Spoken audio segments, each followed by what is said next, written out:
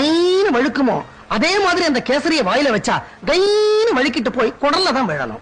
யார் குடல்ல? கண்ணம்மா, நான் என் பொண்டாட்டி கிட்ட பேசிக்கிட்டு இருக்கேன், நடுவுல நீ தலையிடாத. உங்க பொண்டாட்டி ஆகிறதுக்கு முன்னாடி இருந்தே நான் இந்த வீட்டுல வேலைக்கு சேர்ந்துட்டேன். உடம்பு பூரா சக்கர வியாதி, மொச்சுக்கிட்டு இருக்கு. இந்த லட்சணத்துல கேசரியில ஐயாவுக்கு நெய்ய டக்கு டக்குன்னு சொட்டணும். கண்ணம்மா, நீ சும்மா இருக்க மாட்ட. கோதாவரி, வரவங்கள்ல 4 பேர் 4 விதமா இருப்பாங்க. ஆமாமா. சில பேருக்கு வெங்காய பஜ்ஜி பிடிக்கும், சில பேருக்கு கத்திரிக்காய் பஜ்ஜி பிடிக்கும், சில பேருக்கு வாழைக்காய் பஜ்ஜி பிடிக்கும், சில பேருக்கு உருளைக்கிழங்கு பஜ்ஜி பிடிக்கும். அதனால நீ 4 விதமான பஜ்ஜியும் போட்டுரும்.